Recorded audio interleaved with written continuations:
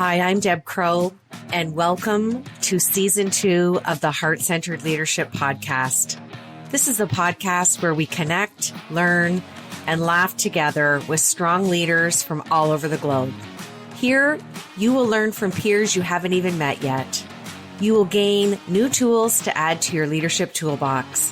Because whether you're a C-suite executive or a first-time entrepreneur, we all contend with challenges, and there's always room for improvement if we choose to seek it. So please pull up a chair and listen in. This is the Heart-Centered Leadership Podcast. Welcome back to Imperfect, the Heart-Centered Leadership Podcast. I'm just coming off laughing because I've been having a joyous conversation. My guest today is across the Atlantic Ocean in beautiful England. Let me tell you a little bit about Maurice Evlyn-Bufton. He has over 20 years experience in investment banking and financial markets. He's also an advisor and helps with executive search. He is the owner and managing director of Armstrong Wolfe, and he set up his company in 2011 and has subsequently established his firm as a market-leading voice within the COO, CCO, CAO, Chief of Staff, and business management spaces. So if you work with a C-suite leader or you are a C-suite leader, I want you to pull up a chair because you're going to enjoy this conversation. So Maurice, welcome to the show. Thank you, Deb. Delighted to be here. You know, we were chatting before we hit record, and I gotta say, I love Google because I wanted to find a resource for my C-suite leaders, and this is how our paths crossed. And with technology, here we are having a chat. So I'm always in awe when I type in exactly what I'm looking for, and there you were. It's a wonderful resource, isn't it? If we went back 25 years ago, actually went back to the day I was born, it would be Star Trek stuff, really, wouldn't it? But now it's reality. It's day-to-day activity. Absolutely. When I was doing my research on you to prepare for our interview, I really wasn't surprised to find so many lovely comments about you. And I'd like to read one from one of your colleagues, and you were described so beautifully in this recommendation. He said, Maurice has an ability to address difficult and challenging aspects of any relationship, offering well-informed and well-positioned advice. He's a rare breed in today's modern banking that he sees you and your business from a personal perspective and not merely as a commodity or a statistic or as part of an annual target. Beautiful. So my first question is, share with the listeners when you felt that you really developed this heart-centered leadership quality in your role as a C-suite leader. Well, I think it's quite a long journey. I think there's many parts to the jigsaw that make up who I am today. And some of them sound as if they may be cliche, but I think certainly the influence of my parents, which had a very value-based approach to life, always telling us to do the right thing, even if the right thing wasn't the easiest thing to do. But I think the pivotal point in relation to my own personal development was actually the day I passed off the Royal Military Academy at Sandhurst. Yes, it's a academy and a college which is dedicated to leadership. But I think it's more than that, because what that did for me, it created a sense of purpose. And in fact, much of what I learned at Sandhurst, I've carried forward to what we do today, because much of what we do today is focused around the COO's role in influencing conduct, culture, and behavior. And when you look at the Royal Military Academy Sandhurst, one of the principles they teach you is that the overriding influence on a person's behavior, on a soldier's behavior, is the person that leads them, and that you should never actually forget that responsibility. I also remember when I passed off from Sandhurst, my father, grandfather, great-grandfather were in the army as well. I turned to my father and said, Dad, so what makes a good officer? And he said, it's very easy, son. You just have to remember they salute the rank and they fight for the man. That was a sort of a point in the direction of that you had to have a degree of personal courage. You had to have a degree of empathy in relation to leading your soldiers. And I think the other thing that you learned in the military is that a lot of people think the military is pyramidal, top down. You say jump and your soldiers say, how high, sir? It is absolutely the reverse of that. It's a consensual approach where ultimately someone has to make the decision, but you need an empathetic approach and the art of listening to make sure that you can make the right informed decision. So I think that it gave me a purpose. It gave me personal courage and confidence in myself but a balance in that. And I think it was really further refined in my last 7 months of military service, where I was privileged to lead my soldiers in a United Nations tour in Bosnia, where you actually put into practice everything that you were taught. And it really was a privilege to have yourself tested, but also understand that that your obligation was to your soldiers, it wasn't their obligation to you. It was your obligation to lead them. And actually, when you're leading with soldiers on average 18, 19 years old, I was mid-20s at that age, it was a significant learning curve, but it was a privilege to be given that learning curve. So I think I would say that's the foundation stone of what I would say of my journey. And I would say the other thing is that the foundation stone is recognizing and being open to the mistakes on your journey in life, of which I've made many, and an ability to stand up and accept those, and also apologize on occasion. I think they're all they're cliches, but cliches have been proven to be cliches because they've been being proven right over time. I don't know whether that answers your question, Deb, but oh, you did. There's so many nuggets. I got to pull a couple of things out of there. I love how you talked about the conduct, the culture, and the behavior. I love how you frame that. But what I take from that, and what I really, really heard, is when you look at everything in the journey, all the transferable skills that you bring, especially from the military, that structure and the discipline of behavior is so predominant in leadership. And it was part of your journey. And I love that you talk about your successes, your wins, your failures. I think being a heart-centered leader is 3 of the things you mentioned: empathetic, being an attentive listener, but it's okay to fail forward, because when you get up and lead and teach the lesson, that's the win-win in failing. So many good things there, but you led beautifully into my next question, and we did not rehearse this. See what happens here, Maurice? So the second question has been around since the start of the podcast, last March 2020. What imperfections do you bring to your heart-centered leadership? What are my imperfections, or what imperfections do I bring? I think I have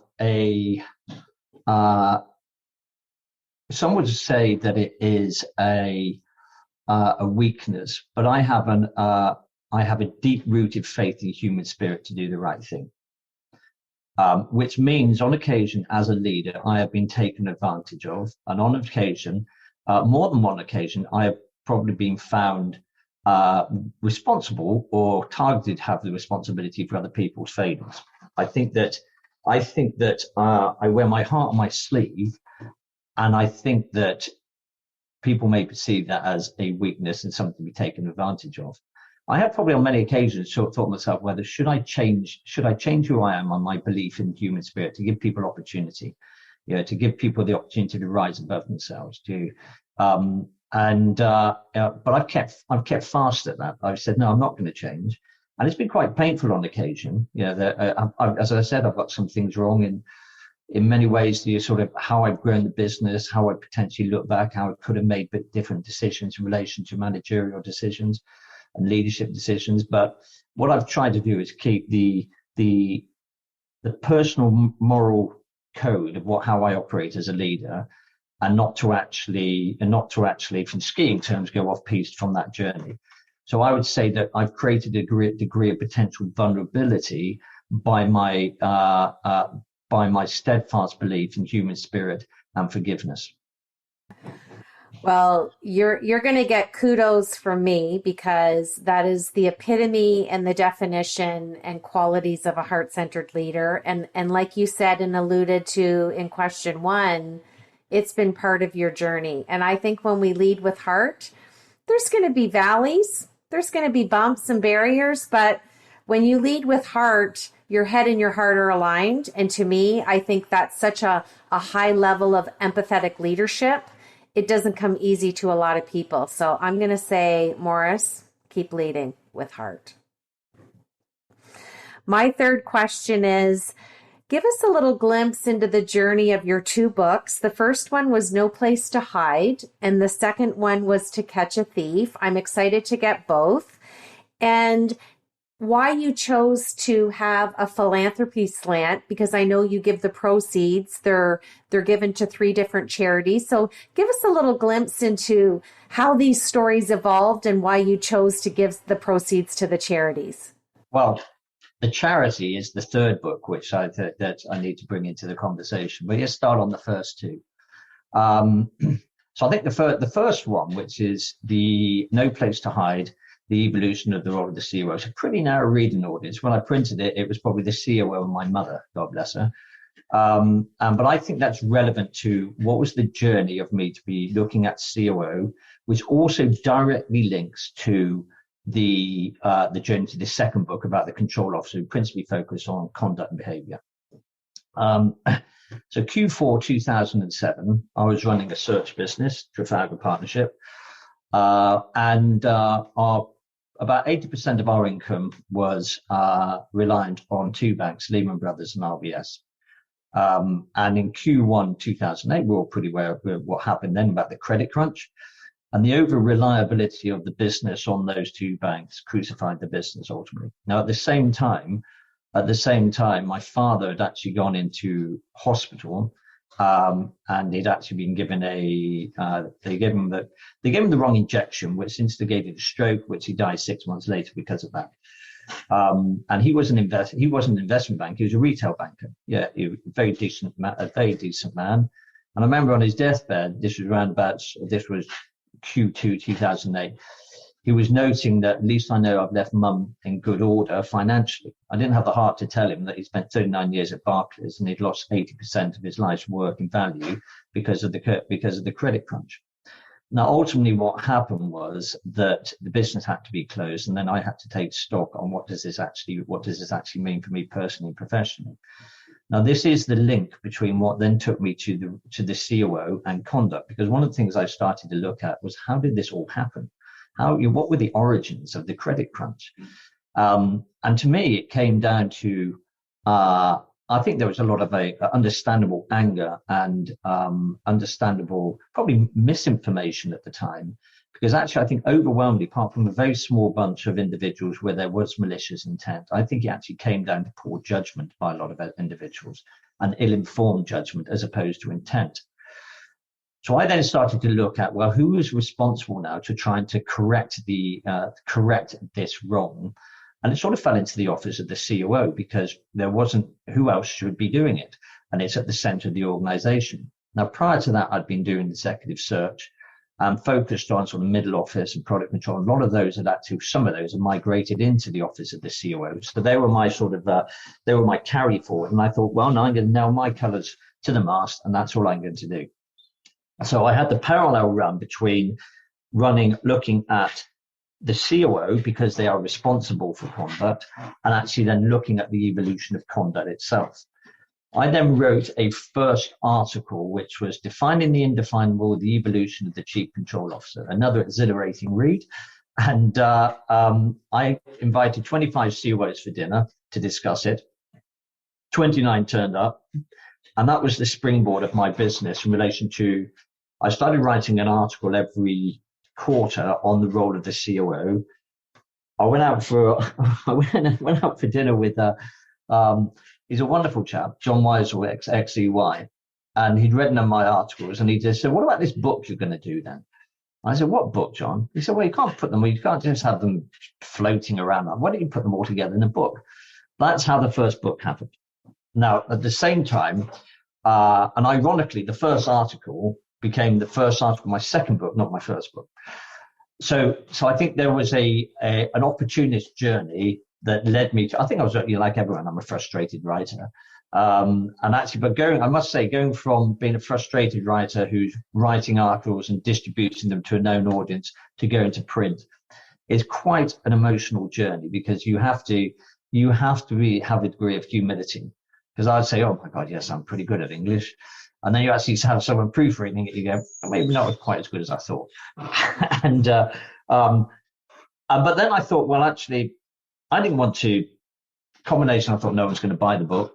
But then the combination of that, I thought, well, I don't want to make any financial gain out of this. So what can we do is actually, I'd like to incentivize people to read it, by incentivize people to actually be sense of giving at the same time. And that was in relation to, well, specifically two charities.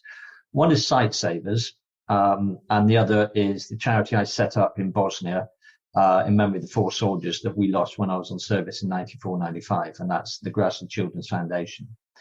And the Sight Savers really goes back to, in 1994, my regiment had actually was celebrating its 300th anniversary, its tercentenary. I came up with an idea. I was going to run a marathon on each of the continents on Earth to raise enough money to give sight back to 300 children, which I did the first 6, but then we were deployed to Bosnia and I had to do a marathon on Christmas Day, which I'll come on to in a minute. And that was why Sight Savers. And why Sight Savers is that I think if given the choice, I think that sight is the overwhelming gift from God that actually is sacred. Yeah, I think to actually be able to see a sunrise, a sunset, to see your child's face, to see. I'm a spring man as opposed to winter, autumn, or summer. To see the first signs of spring. I think there are so many wonders that sight gives you that I think that it is. That's why I was focused on it. If you can give sight back to a child, because it was all children, then that's no greater gift can you give. So that was Sight Savers, and that was the first and the second book. I don't know whether you want me to say what the leap is into the third book, because so I've got these 2 books that actually they were like bookends. The COO book came out first, my next book came out second, my Bosnia book, and then the third book, my book on conduct and controls, came out third. So the second book really is, I think to me, is at the heart of who I am and what I do. So I set up a charity in 2012. Myself and 17 of my ex-colleagues, comrades, went back to Gorazda in Bosnia. So we were in a place called Gorazda, which is one of the Muslim pockets which the British Army was sent to protect. You may have heard us say Zepa, Zepanica. It was in line with one of each of those. But we went in to protect the Muslim population. The town pre-Civil War or Bosnian War was about 20,000 people. By the time we got there, a UN exclusion zone around the town, there were 65,000 Muslims gathered into the town, and then we had to impose a peace on the war of factions, because the Serbs were at the point of actually invading the town, and we lost 4 of our soldiers in the first 3 or 4 weeks there. But in 2012, we went back to relay the memorial stones. And we took with us, one of the soldiers was Andrew Grant. Now, he'd been involved in one of the incidents where 3 of his comrades had been, unfortunately, or very sadly, tragically killed. He had an epiphany at that moment. And 17 years later, he came back as a priest to relay the memorial stones or to the soldiers at the exact spot where he'd had the epiphany, and also he'd lost 3 of his comrades. And that afternoon, we were taken into the school. We didn't know it was going to happen. 17 old, slightly overweight ex-warriors. And then watched the school, about 130 children, sang in Serbo-Croat. They basically were singing, roughly translated, they were thanking the British Army for saving their parents and grandparents. On a moment of, an unplanned moment, I said to the headmistress, I said, what can we do to help? We came here to salute the past. What can we do for the future? She said, we'd like to teach our children English. And I said, well, I'll do that. And also, I'll turn your bit of a cliche. I said, I'll turn your playground into a field of dreams, because they couldn't play football because it was still there's shell marks from the war. And you wake up next morning and you think there's certain promises in life you cannot forgo on. So I then set about setting the charity up. Incidentally, Andrew Grant, who's the ex-private soldier who became a priest, 6 months after he came back, he married my wife and I, and he's christened all three of our boys as well. So there's a continuity then. I served with him. He was a private soldier. I was privileged to be a captain at the time, and now he's our family vicar. But then with the book, I saw an opportunity to leverage the goodwill of the global COO community. So I started talking about this. Well, at the end of these dinners I said, I just want to take 5 minutes of your time. And I talked about what I was doing. And in no short order, I'd raised £75,000 from the global COO community. They paid for the production of the book, and then we paid for the rebuilding of the school through the book. And the book's called Donkey Mel and Bully Beef, The Art of Surviving.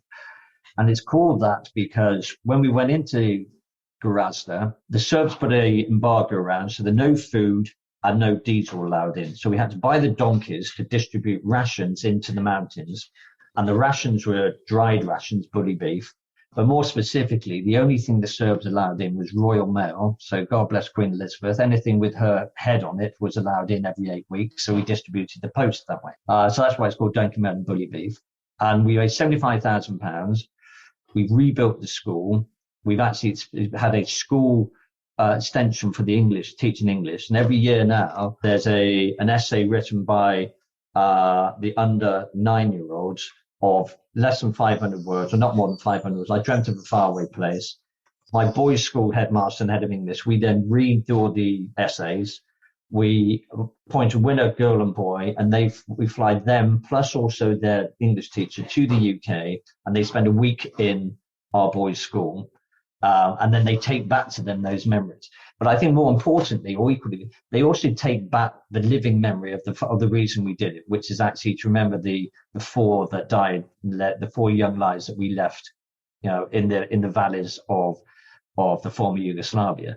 So what I've managed to do, because I'm fortunate enough to run my own business, I've managed to marry my own personal vocational journey and charitable cause. And there's so many marvelous charities in the world, but this is my personal one.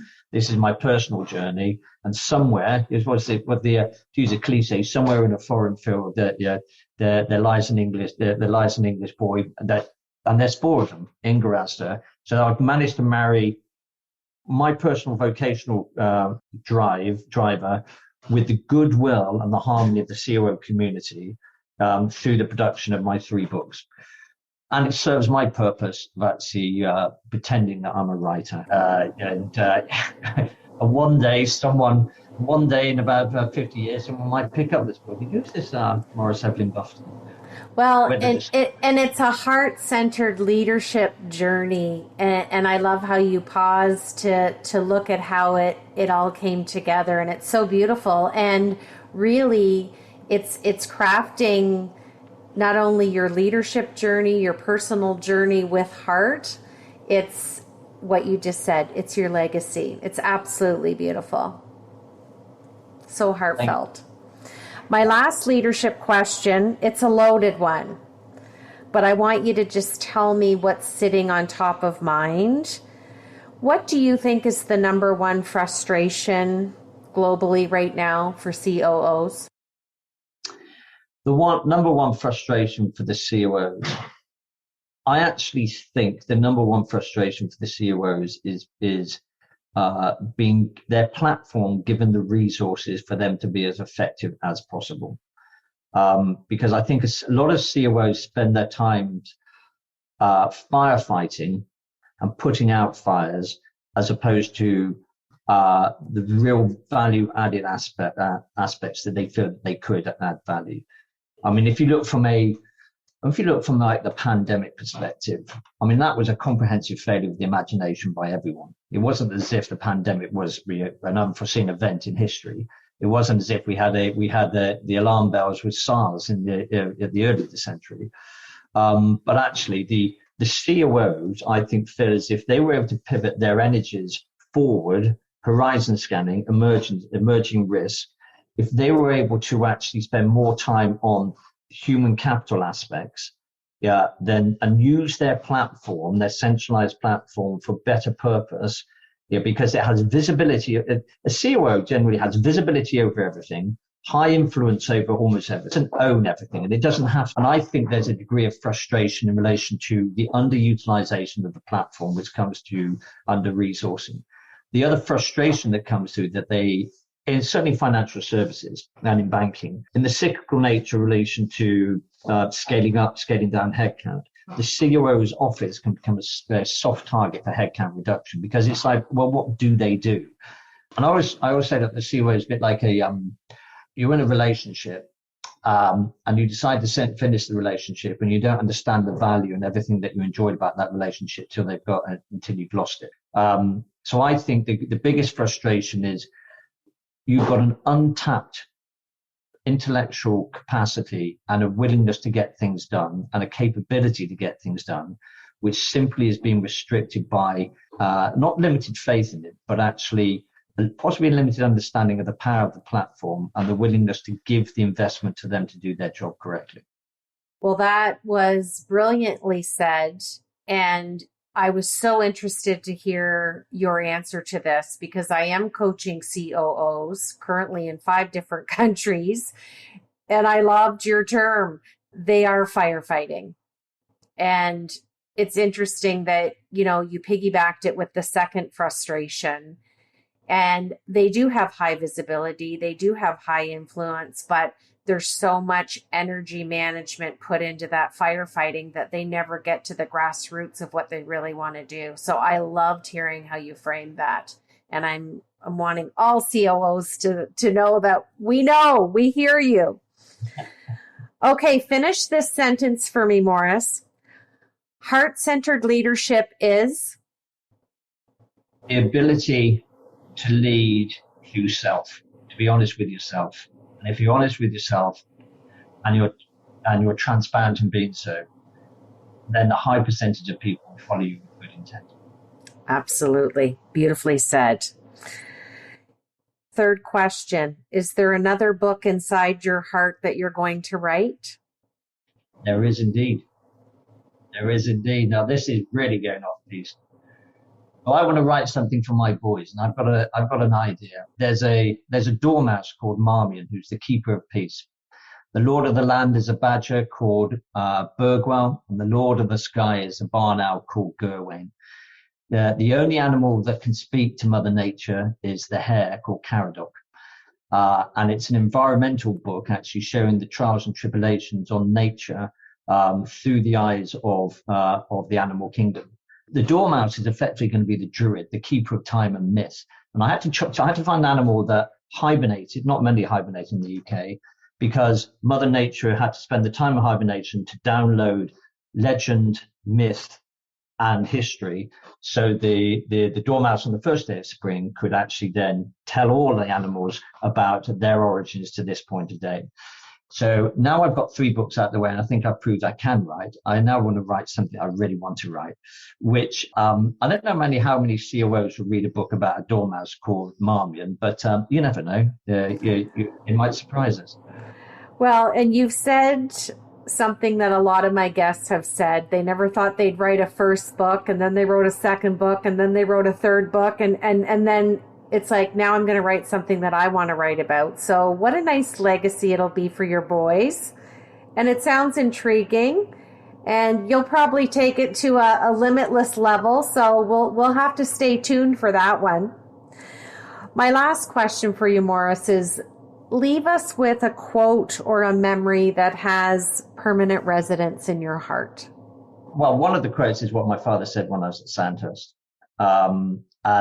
Which was, so remember, son, that they salute the rank and they fight for the man. The other is, it's a very simple quote, was my mother passed away last year, and on her gravestone, she always used to say this: whatever you do, just remember life is for living. And it was to a degree a carpe diem approach to life, but that's, she lived that to the very day that she passed away. Every moment is precious. So life is for living. That's what I say. Well, that's beautiful. And I'm so grateful that I found you through Google. I am in awe of the work that you're doing. I love your COO magazine. I thank you for creating it. My clients are loving it. I love sharing it with them.